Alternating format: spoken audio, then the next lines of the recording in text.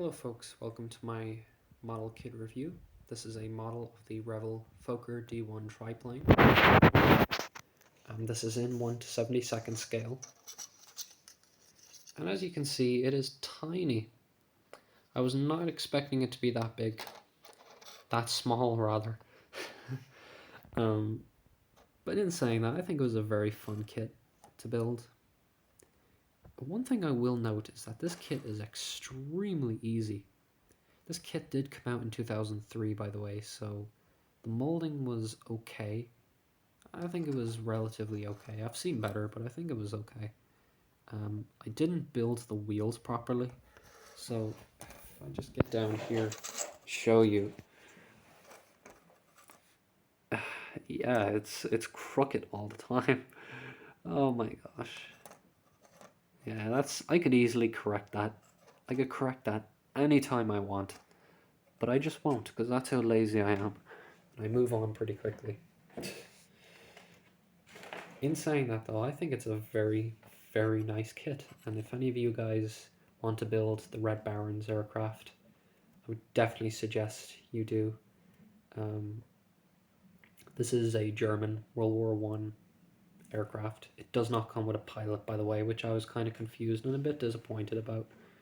But after seeing the size of the kit, I'm kind of glad it didn't come with a pilot, because I can't even imagine trying to fiddle his hands to get them on the steering wheel or whatever. It is a fantastic aircraft. I did paint it with Revell enamel.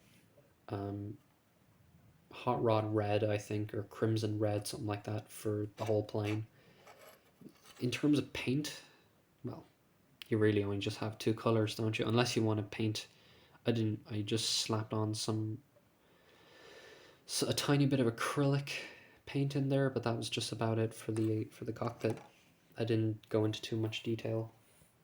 I also didn't put any more details on the wings. I know you can put some suspension cables and things like that. I just didn't do that.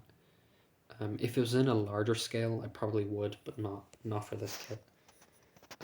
But all in all, I think it's an absolutely fantastic kit.